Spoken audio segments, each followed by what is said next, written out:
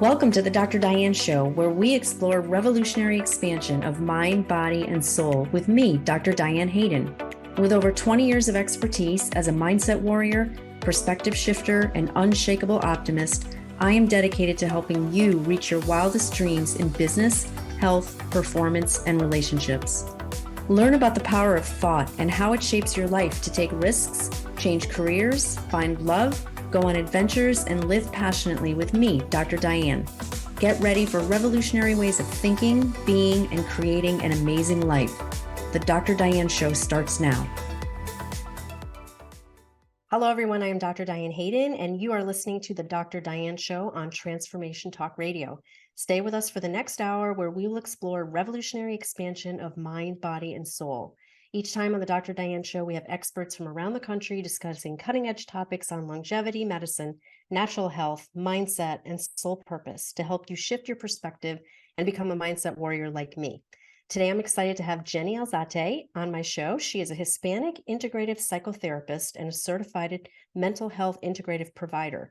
She is currently studying Eden energy medicine, and she's been working in the mental health field for over 24 years.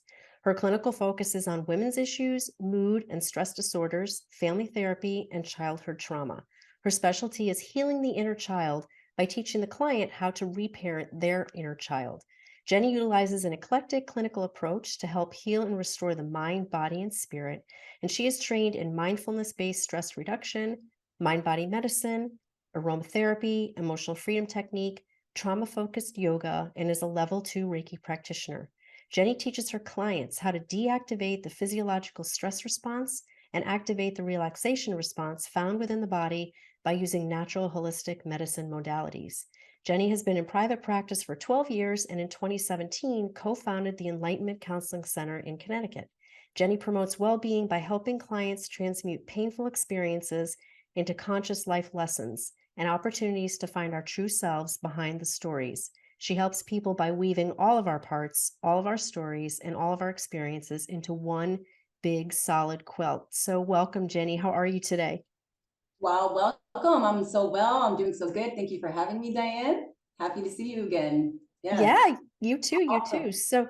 So I think probably the first question people have who are listening is going to be, what is an integrative psychotherapist? Because in our world, it's like a common thing. We hear about that. We know what they are, but sometimes people are like, integrative psychotherapy, I thought there was only one kind of psychotherapy. So what is it, and how is that different from traditional psychotherapists? Exactly. So it's a great question. I get it asked all of the time because we're very much used to kind of working with psychotherapists, and this is definitely a new term in the field, I would say. And this really is a clinician that has a background in many different modalities, healing modalities that include, working with the emotions, working with the mind, and working with the body. And it's also allowing us to see the person holistically and really be able to address all of their concerns, whether it's solely through me or collaborating with other practitioners, such as functional medicine or acupuncture or naturopathic medicine. So it's not only my paradigm and how I'm, providing treatment, but it also allows me to see the person holistically and really work collaboratively with other providers and get the whole holistic system healed. And within my specific integrative lens, it's really a combination of mindfulness. It's a combination of internal family systems, which are kind of specific therapeutic modalities, between breath work and between cognitive behavioral therapy. So it's really a nice pool of different modalities that I use in my work as well. Which is really awesome, because when you think about it, like that's the way we should be treating people, right? From the whole self, the whole perspective.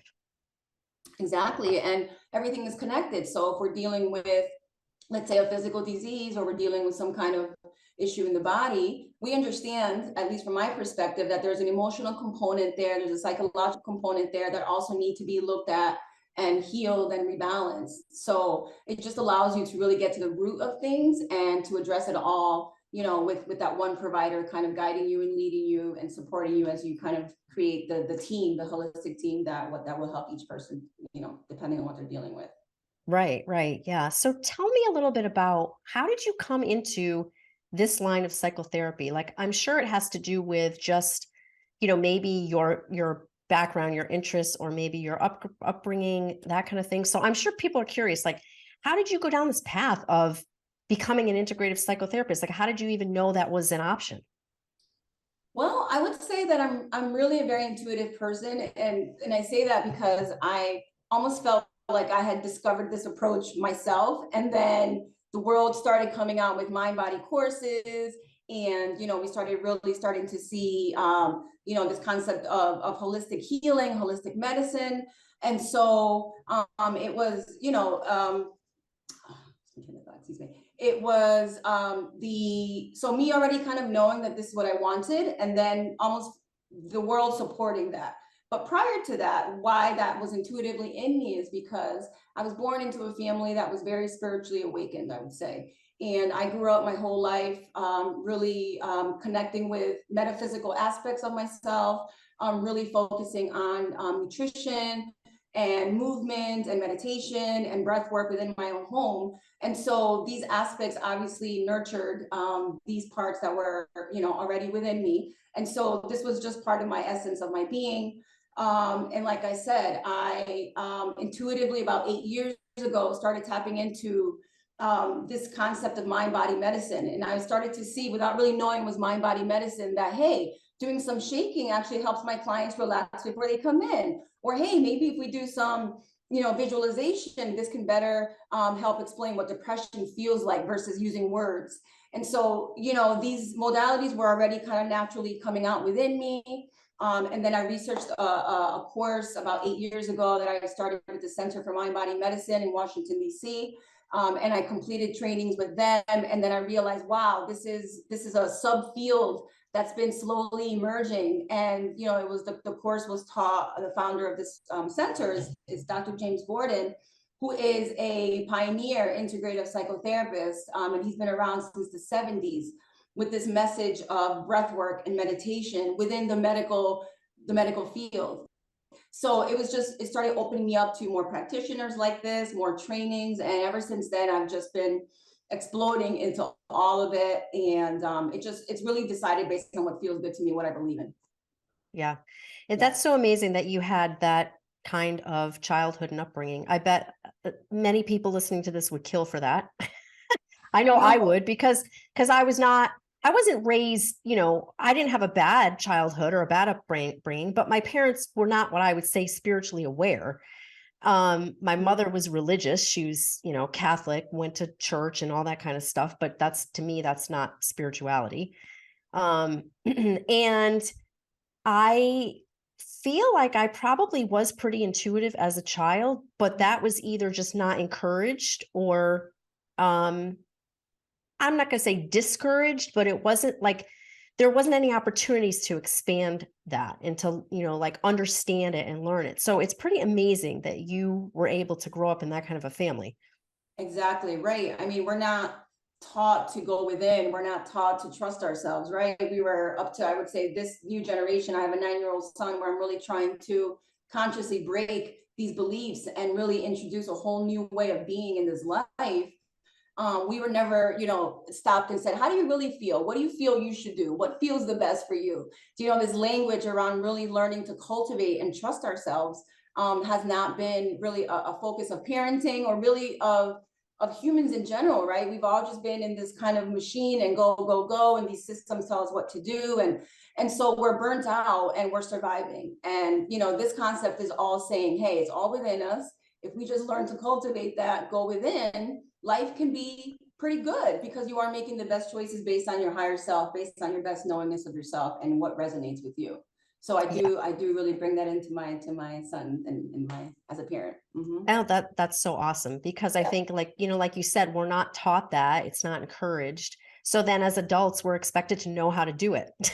We're like, well, I don't know what, like, where do I find this intuition? Like no one's ever taught me how to do this. I've never, all of a sudden now I'm supposed to like, think about how I feel and trust that and whatnot. And it's kind of like foreign at first. It really is. It really is. And I see this a lot in my work as well. Do you know what I mean? Where people hear this concept, read about what this intuition, but truly don't even know where to begin to truly, cultivate it, live by it. It's just, these are foreign concepts. So which is where the body work and really teaching the client from the beginning to kind of ground into their body is a really powerful way of, allowing people, giving them the experience of feeling themselves, of feeling their emotions within their bodies. And then we can go much deeper with that. But that is one of the modalities that we use to also kind of create that inner comfort and then guide and teach how to go within and tap into that intuition. Yeah. Amazing. Yeah, amazing. yeah. So we talk about like, what is spiritual awakening, and I've been hearing a lot about living between the third dimension and the fifth dimension. So I'm wondering if you can explain that to people, because I think a lot of people are not really sure what that means. And then, how do you explain that or use that in your work?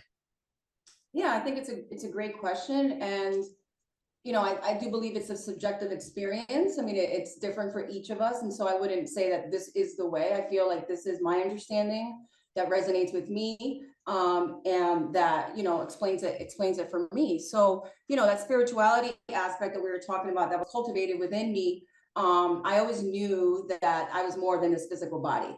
And I always knew that I had abilities to create and that my thoughts manifested into reality. I had these concepts very, very early on in life. So I already knew I was beyond the physicality.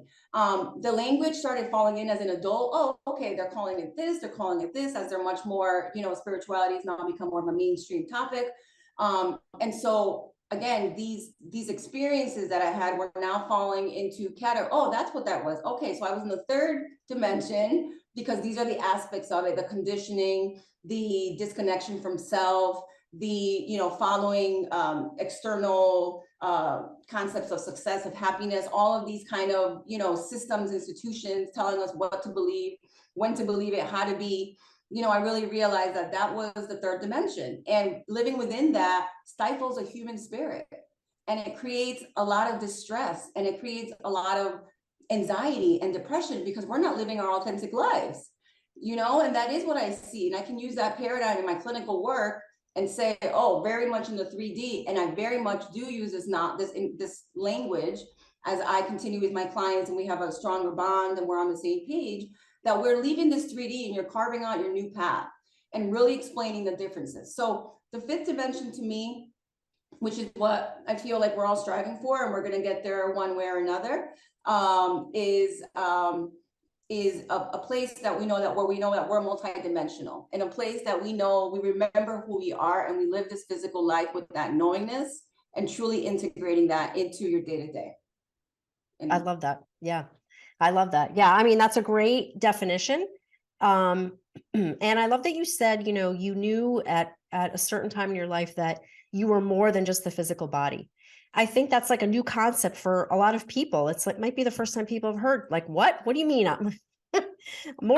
This is me. This is the physical thing. This is what it is. So we are going to talk more about this stuff. It's totally fascinating to me. I love it. You're listening to the Dr. Diane Show with me, Dr. Diane Hayden. We're going to take a quick break. When we come back, we'll explore more about Jenny Alzate, certified integrative psychotherapist. Stay tuned. We'll be right back.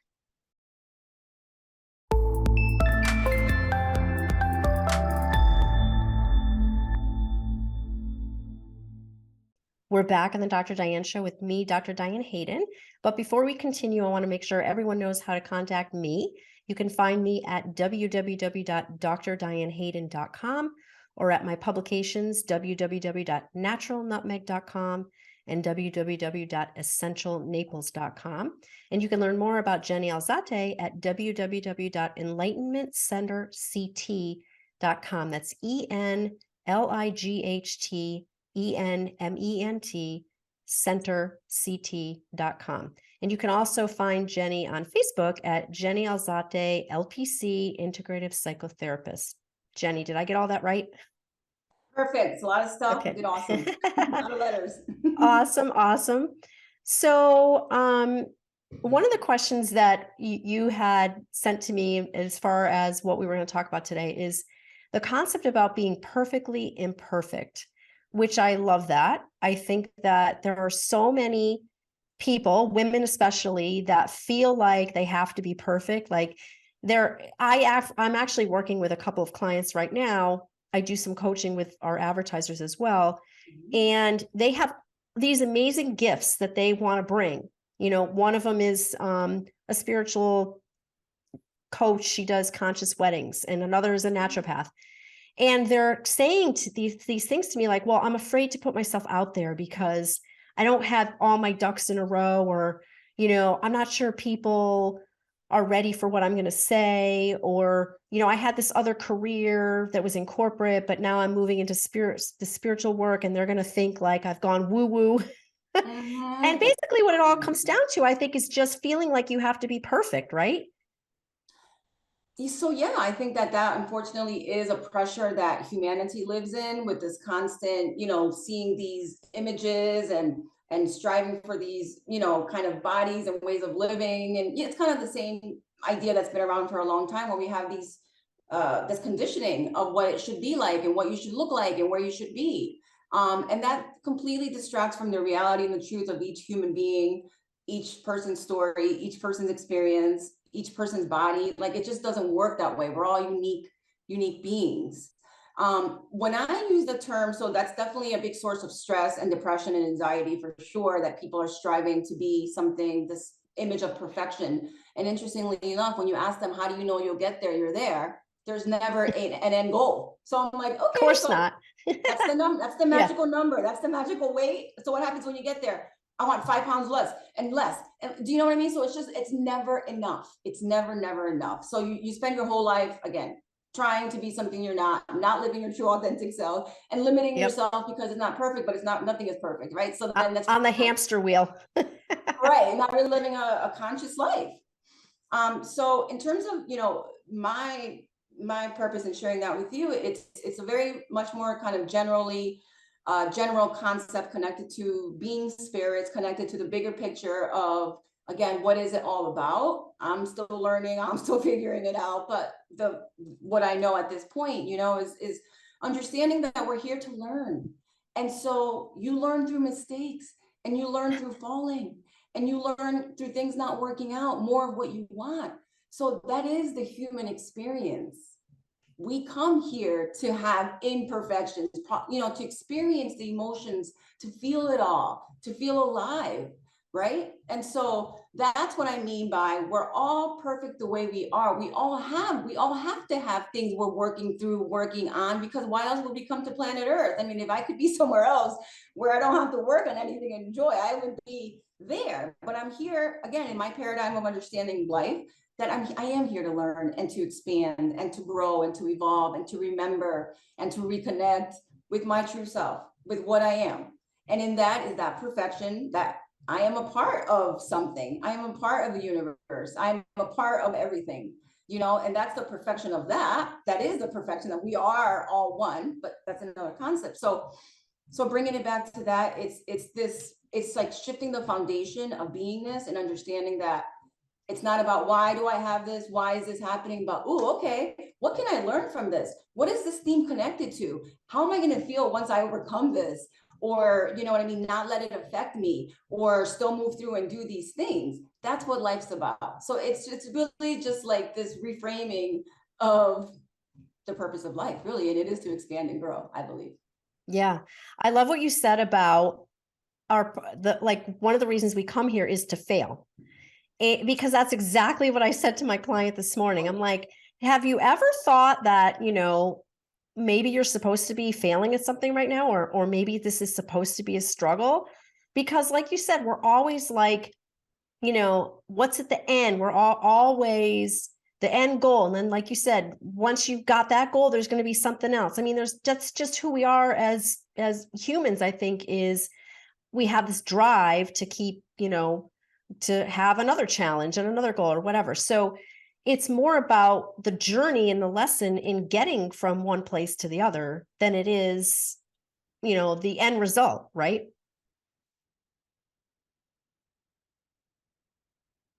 sweat, the experience is in the day-to-day to get there. And Yep. again, we reach the goal, and then what, right? We want something else, because that's what keeps the spirit alive. We keep moving. There's always energy moving where we no longer have anything to live for. The spirit, I mean, there's no more fuel. So that is, what it is about, for sure, for sure. Yeah, I think it's tough though I remember for me at least when I realized it was a long struggle for me to get to the point where I was okay. And I'm not even sure like I'm really there with Right. failing at something, Mm. right? Like with something not working out, with having to work harder at it or having it be a challenge. But then I don't know whether I read a book or I was working with, a spiritual coach or somebody, but one of the situations was around being in relationships. And I had this mindset that a relationship, if a relationship was a struggle, then there was something wrong, that you weren't with the right person. And Mm. I'm not saying that's never the case. Yes, Sometimes, I right. believe that sometimes maybe it is because you're not with the right person. Right. But a lot of times they're just challenges that you pick this person so you could learn how to grow in a certain way. And so if you don't ever have the challenges, if the relationship is just like, sunshine and roses every day, you're not going to learn anything. You're not going to grow. And that took me a long time to understand that no, there's going to be challenges. You're going to fail at something. That's how you learn and you grow. I think that's a really hard concept for people to understand and then accept. Right, and be comfortable with, and kind of know how to be in that, for sure. I mean, I think that, again, if we understand we're coming out of a conditioned way of being, perfectionism, success looks like this, then this is the consciousness. Oh, okay, that's the training that I'm under. That's the spell that I've been under. So yes, I'm very hard on myself. Yes, I am very uncomfortable with this. Oh, but it's derived from that, it's this conditioning. And then we start to connect with, okay, so what's this judger part that's coming up?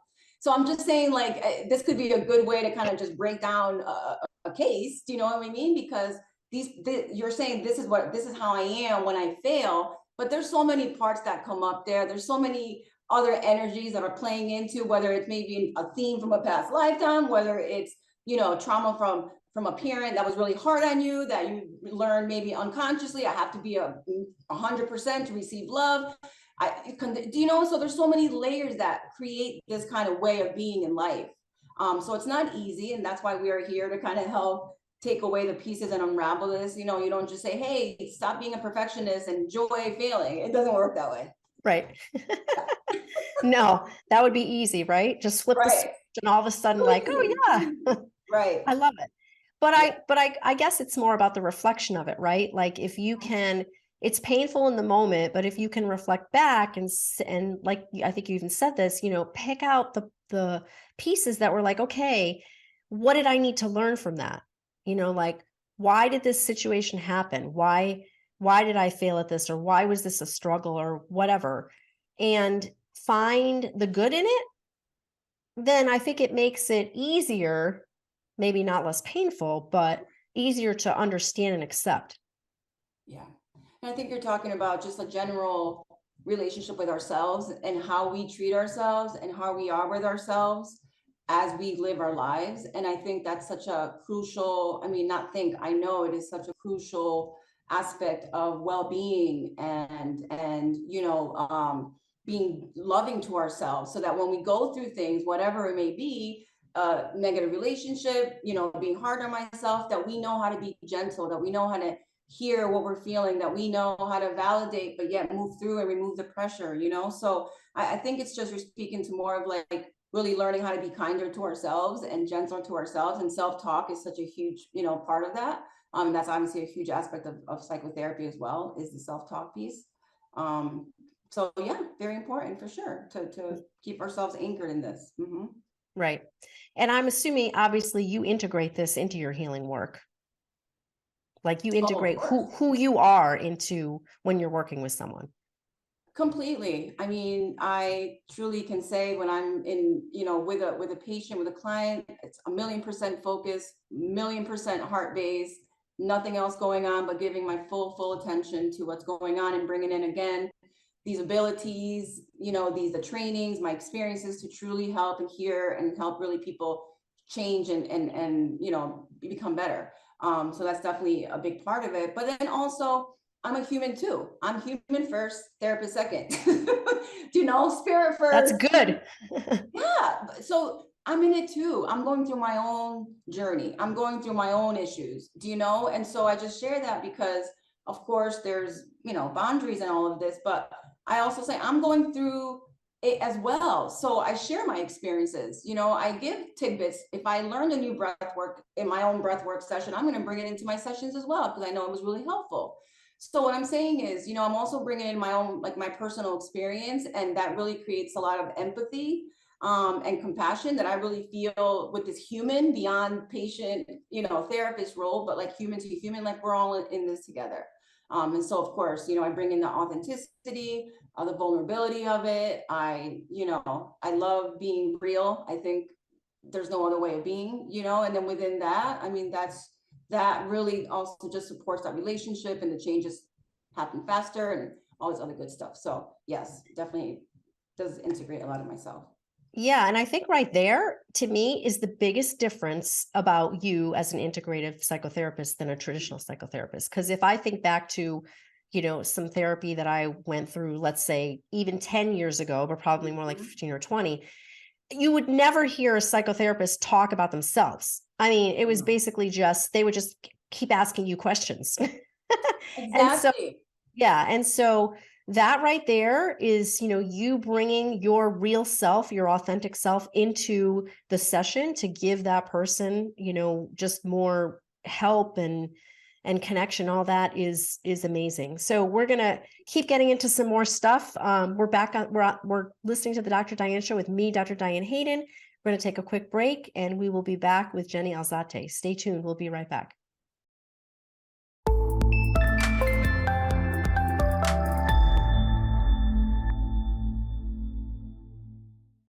We're back on the Dr. Diane Show with me, Dr. Diane Hayden. I'm talking today with Jenny Alzate. She's an integrative psychotherapist. You can learn more about Jenny at www.enlightenmentcenterct.com.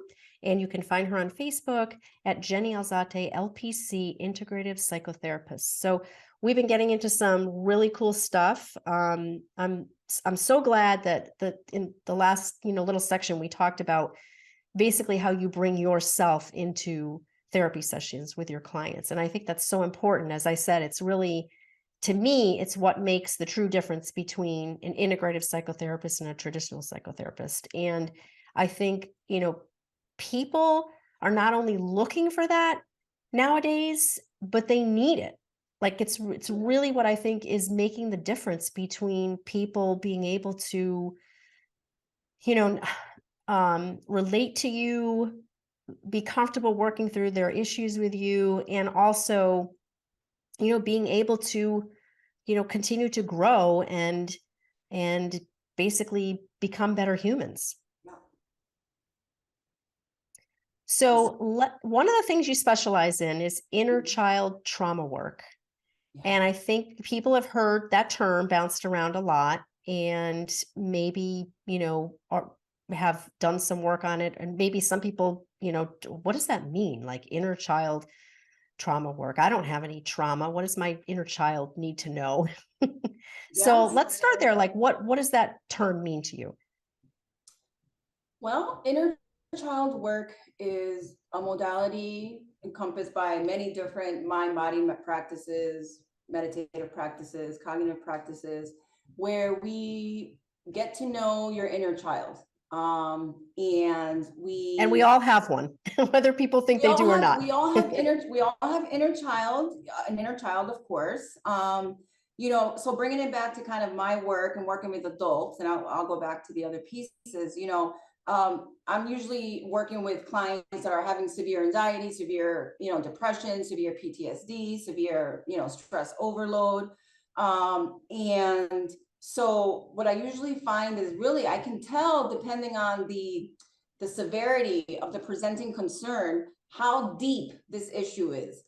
And the more complicated, the more long-term it's been, the more pervasive, usually is a sign to me that, oh, there's something here that we haven't gotten to the root of here, because there's so many layers of almost the same issues replaying themselves, coming in over again, different players, different emotions, different, but similar. So I'm able usually to see, depending on present, day, if there is some kind of unattended inner child work. And so as we keep, we begin to work, we start to really understand that, a lot of these present day responses are literally the inner child coming through. So an example, I started seeing a 64-year-old female client, and she's been in therapy, and I get this a lot, 10, 20, 30 years on and off throughout her life. Very, very common that I see. And she says to me, I just visited my 85-year-old father. Why is it that I can't stop crying? Why is it that I feel like a little ball? Why is it that I can't even speak up when I want to say so much? What is that? Do you know? And so that's just a little example of that inner child part coming in strong in the present day situation, even though she's a CEO, even though she's a millionaire, even though she's this and this and this and this, that's gone. That right. Inner child has come through, and right, I get goosebumps right now just feeling that, because that's what happens energetically.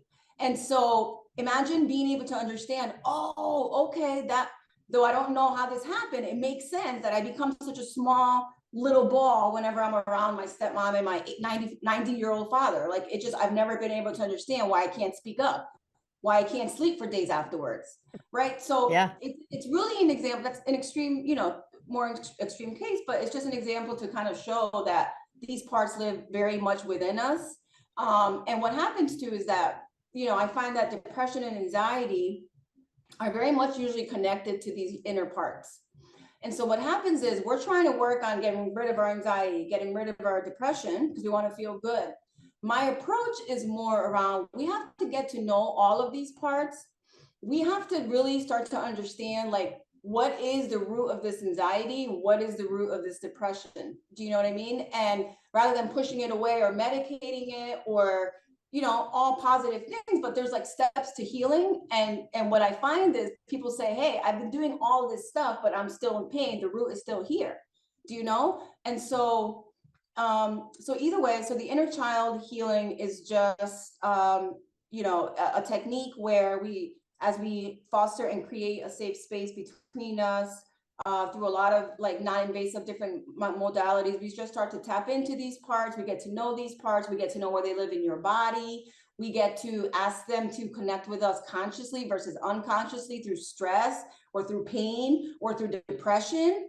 We start to understand that, hey, when these emotions come in, it's like young me knocking on my door. So a lot of my clients now say, okay, they have tools to relax a bit. They have their tools to ground, but then we're going to open up that door and we're going to see 9-year-old little Jenny. We're going to say, come in, I got you. I know you're worried. I know you've been running the show for a long time, but I'm here now. I'm making the best choices for you. Just go rest.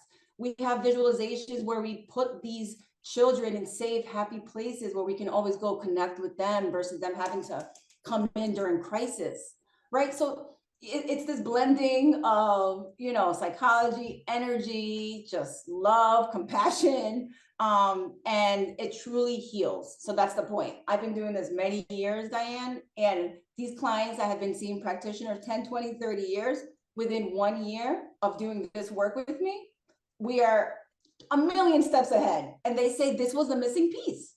Yeah. So it's crucial. It's really crucial for healing and for stabilization.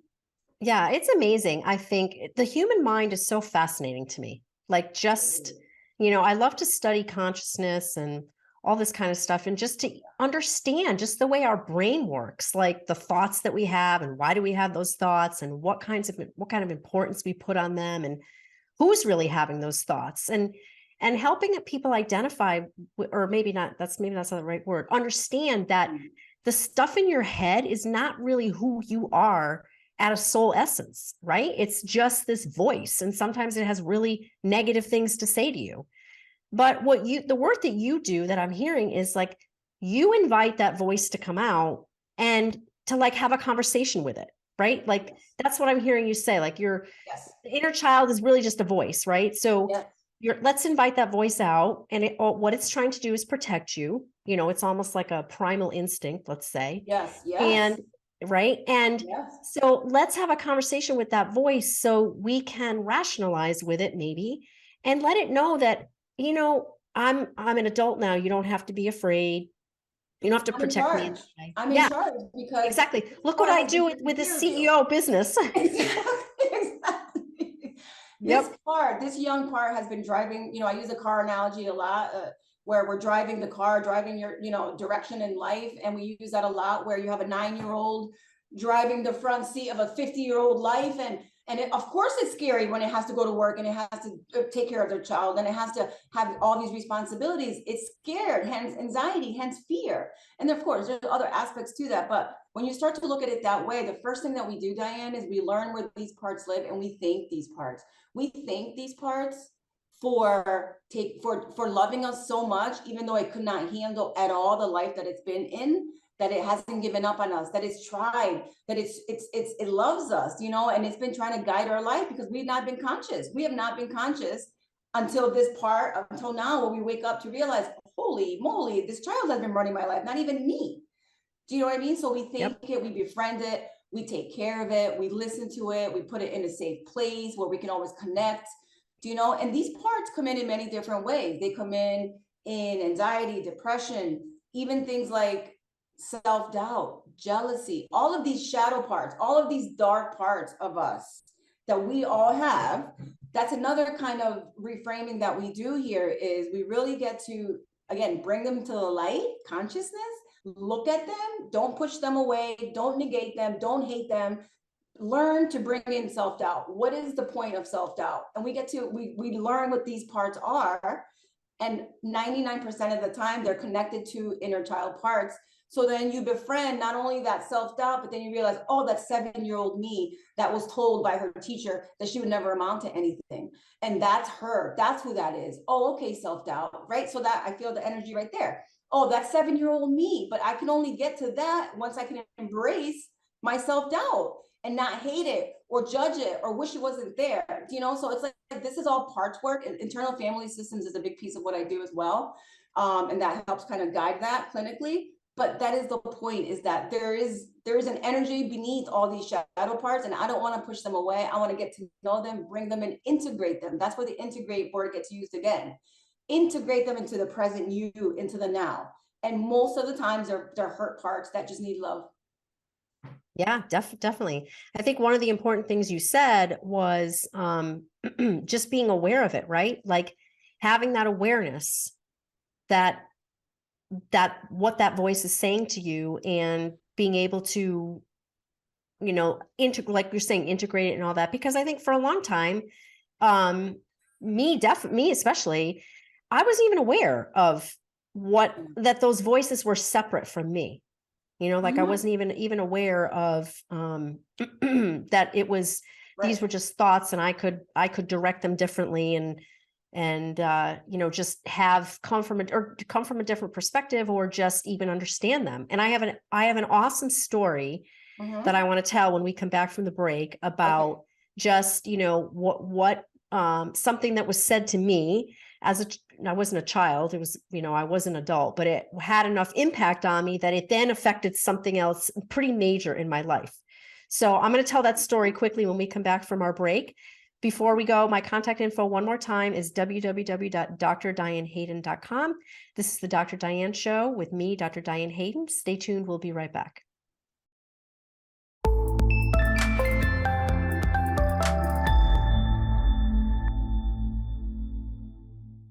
We're back on the Dr. Diane Show with me, Dr. Diane Hayden. I'm talking today with Jenny Alzate. She's an integrative psychotherapist. You can learn more about Jenny at www.enlightenmentcenterct.com. So before we broke, we were talking about basically, things that might have been said to you as a child, and how you kind of integrated that and how it affected your life. And I have a really personal story that to me is like the epitome of that. So when I was maybe, I'm going to say like early 20s, I had just started my graduate school for my doctoral program. And I was home for a summer break, and I was living with my parents at the time during the summers. And we were at the dinner table and we were having some conversation about something. I mean, it could have been politics or whatever, something that I probably was not that interested in, but of course had an opinion on. And I said something, and my father said to me, "Oh, that's ridiculous. How can you be that stupid, Diane?" And for whatever reason, Ooh. it just and he was never that man. Like he'd never really said any derogatory things to me. He was always supportive of me throughout my whole childhood. And, he was great. Yes. I think he was either just in a bad mood. He'd come home that day, from work in a bad mood or whatever. And I was young, early 20s, and I was probably mouthing off about something that I probably didn't know that much about or whatever. And he was just like, it was just like, flick of a hand, basically like, "Oh, Yes. come on, don't be so stupid." But it was like, ow, like it's literally stung almost. And I was really upset about it. And I went up to my room and I remember crying, and my mother came up and she's like, "Oh, he didn't mean it, blah, blah, blah."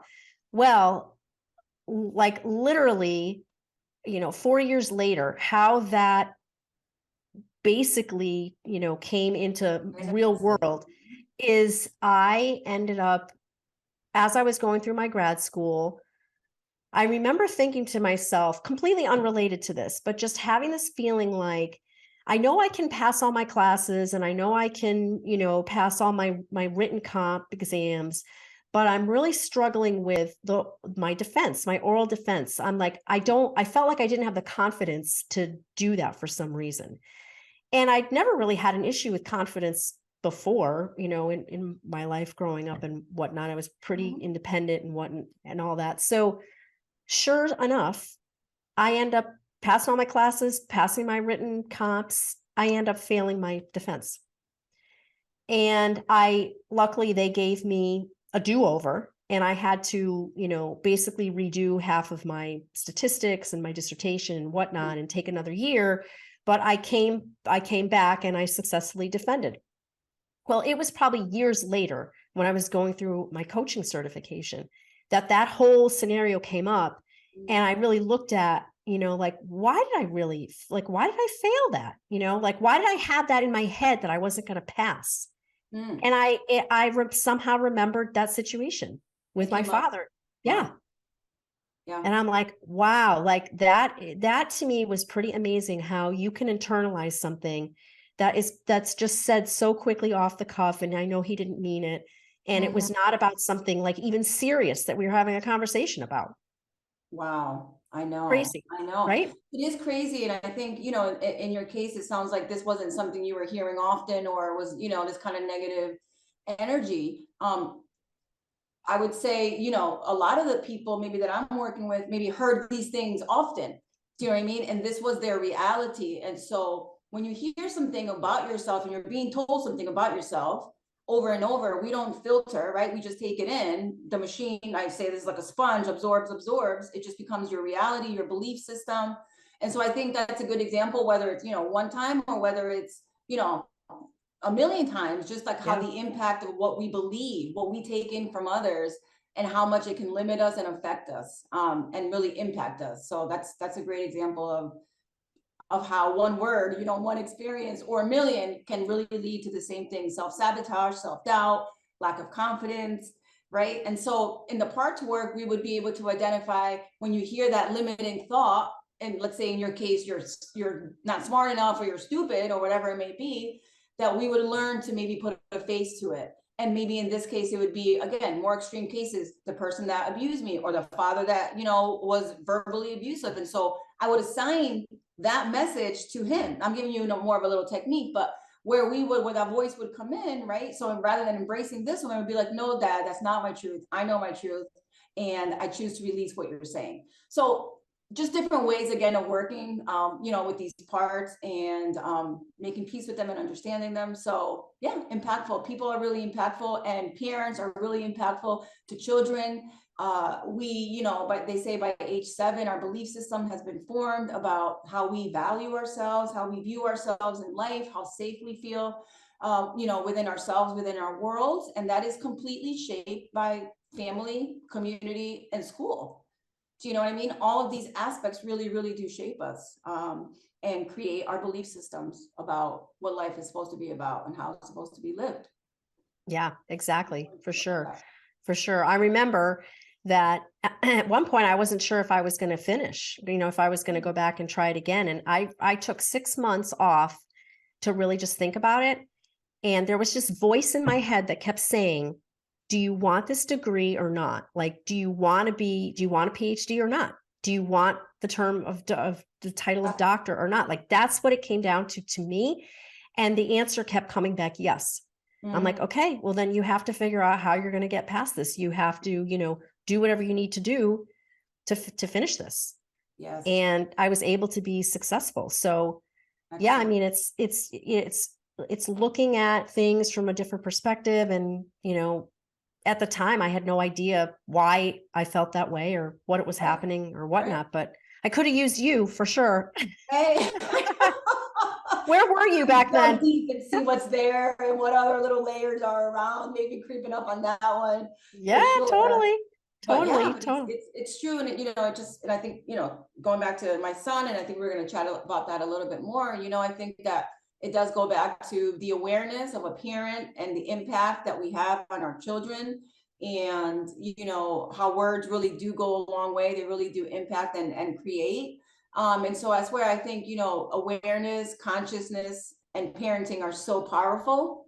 And I think it connects also with this concept of like healing. Like, can you really heal? Because the reality is that I think, like, we go back to life is around constantly evolving, shifting, learning, growing. Healing also speaks to this something is broken concept, but there is nothing broken if we understand that we were supposed to be perfectly imperfect. So you're living it, you're doing it. So even that word heal, I'm actually starting to really look at that and really like put in my own kind of like, what does that mean to me really? So it connects with parenting because, awareness, I feel like, is key in life to consciousness. It doesn't mean I'm perfectly healed. It doesn't mean I have it all together. It doesn't mean I'm happy all the time. It means that I know my story. I know myself. I know how to take care of myself. I know when I'm dysregulated. I'm able to take space. I know if I'm triggered, what's coming up for me. I'm usually able to work it through, or if I need space, I have my tools to work it through, but I'm still dealing with stuff. It doesn't go away. It's just more about, oh, there's that part. Okay, let me come back here. Where's my breath? Oh, there's that fear part. Okay, let me come back. Where's my body? Right? So it's really being able to take care of myself through this life by having awareness of who I am, how I function, what my past is, how it's impacted me. And then that's what we're bringing to the table. So I think conscious parenting is that same thing, is be aware of yourself. The pressure is not be perfect. It's know yourself, love your imperfections, model that it's okay to be imperfect, model that it's okay to cry, model that it's okay to not always, be the best one and the perfect one. Like, model that, be that, show consciousness, admit when you make a mistake, say you're sorry, feed your child emotional love, teach them how to build their intuition, how to trust themselves, right? All of this, I feel like all of this is my focus and the medicine for really helping the generations to come. Yeah, absolutely. And I think that's basically what I'm hearing you say is be authentic, right? Like, you don't want to teach your kids that they have to be this perfect person, because then basically it's kind of progressing everything that we've been teaching all along that we don't want anymore, right? So we want to be authentic. We want them to see the real us, right? So this has been amazing. I'm sure we could even talk, like for more hours, but that's all the time we have today. Jenny, thank you so much for being with us. I want to thank you all for tuning into the Dr. Diane Show. Please join me the first and third Thursdays at 11 a.m. Eastern, 8 a.m. Pacific. Next time, we'll be discussing more about the power of thoughts and beliefs and the impact they have on your life. Have a great week. I'll see you back here next time. Thank you. Thank you so much. Bye, guys. Nice to see everybody again. Okay. Thank you for tuning into the Dr. Diane Show, revolutionary expansion of mind, body, and soul with me, Dr. Diane Hayden. Tune in every Thursday at 8 a.m. Pacific, 11 a.m. Eastern on transformationtalkradio.com. Center your thoughts on what you want and shut the door on every suggestion of fear, worry, or lack from your own consciousness or the consciousness around you. Once you master that, everything is possible. To learn more about me, Dr. Diane, and receive a free digital subscription of my magazine, visit naturalnutmeg.com.